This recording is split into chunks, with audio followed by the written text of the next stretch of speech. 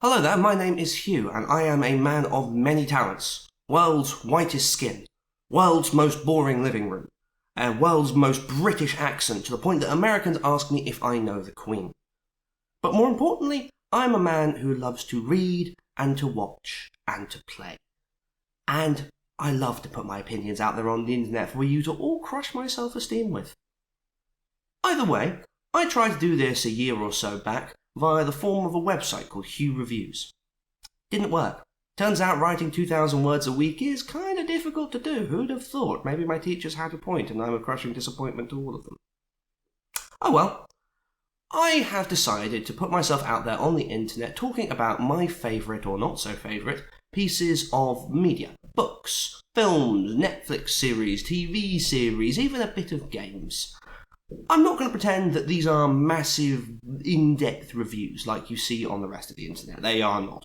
I'm going to be talking sort of 10-minute snippets or so to give you an idea of this piece of media and if it's the right thing for you.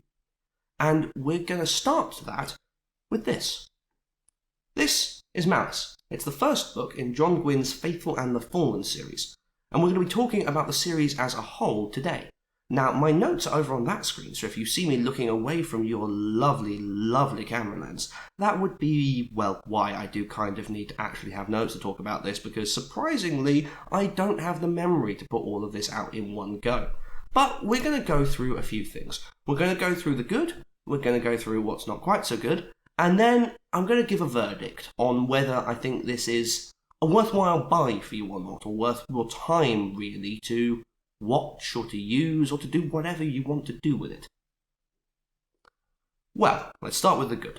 This is a book with a lot going on. They're all books with lots going on. They are constantly moving when it comes to the content. It is quite impressive, really, to see how much content that John Gwynne fits into these books without running out of narrative thread. There is always something going on. There's no fat in the stories, and you don't necessarily get that in a lot of stories. There's a lull, very rarely. There's always something going on, always something going on that's connected to the narrative thread, which is equally important. You really don't find that very often. That's quite an impressive achievement. It's also quite an interesting world. The novel is set in what they call the Banished Lands. It's, let's be frank, a standard fantasy setting. It's got your island nations, it's got your pirates, it's got your giants that speak like Nordic people, it's got all of that jazz, medieval fantasy standards. But it's got a little interesting conceptual foible to it, and that is that this is a world which doesn't have the concept of warfare as we know it yet. And that's actually quite interesting. It allows for some early exploration of, well, the development of winning as a concept in battle. There's a lot of battle scenes in this series of novels, and you get to see some of the development of tactics, effectively. You get to see a world where nobody has figured out things like the Roman shield wall, or different battle tactics than just running into each other and smashing man to man. It's quite an interesting little flip on something we take for granted, and it's built into quite interestingly in the first few books.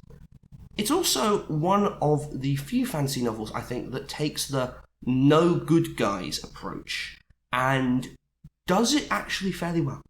It's really, really, really, really easy to get, I suppose the best way to phrase it is hypocritical, when you're talking about a novel that has a no good guys approach, because you always end up with good and bad guys.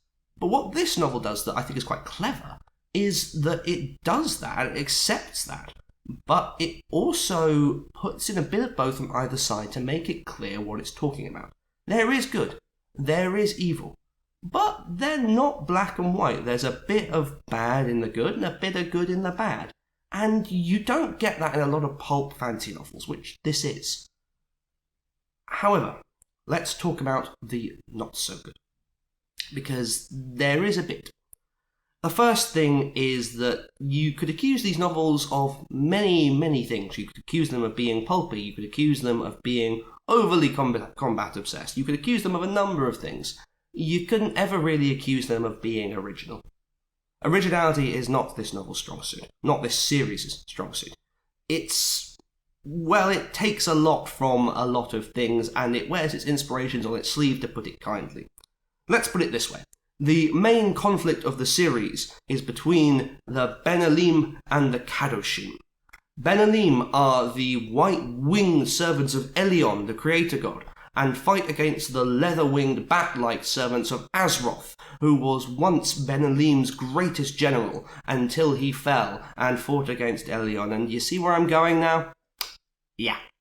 It's not exactly a very different take on angels versus demons and all of that jazz. It even has its own Lord of the Rings copies of Sauron and such. Calidus, one of the main characters, is... well, I won't spoil the story if you do decide to read it, but you'll figure out exactly who he's inspired by pretty quickly.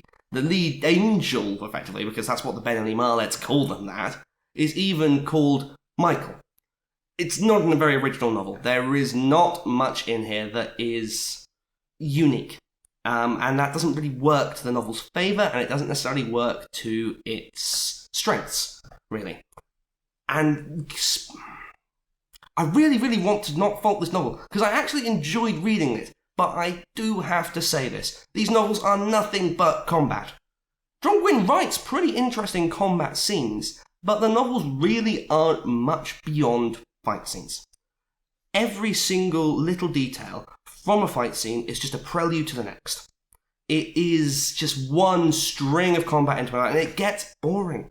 It gets frustrating. Slow down. There is nothing in these novels that really, really takes its time. And that leads to the characters being quite flat, really. Effectively, a character's purpose in this novel is one of two things, or three things rather. Hero, villain, and fights with this specific kind of weapon. That's it. That really is it. I'm not exaggerating.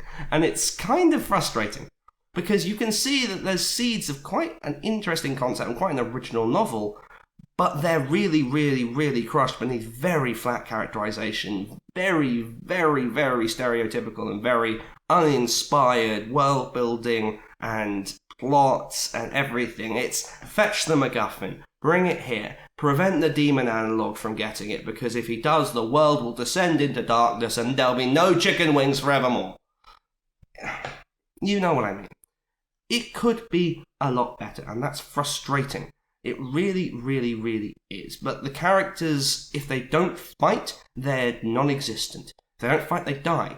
And that leads to a lot of those interesting concepts I mentioned earlier getting dropped.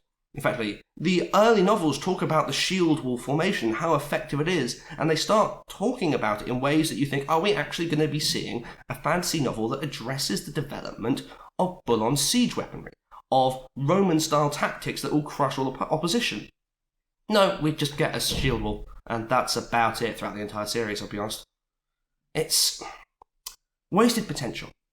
It's wasted potential, and it's a very frustrating read, because you can see that there are seeds of good there, but you can also see that it's just too fast. It runs over everything. It's raced to get through its plot, and it annoys me that it does that. These books were written, like I said, pretty much one a year, and that's a big, big ask for a 400-page book. How long? Let's see, have a look. See, how long is Malice? Malice is 625 pages long. 600 pages, and this is about the length of all four of these books.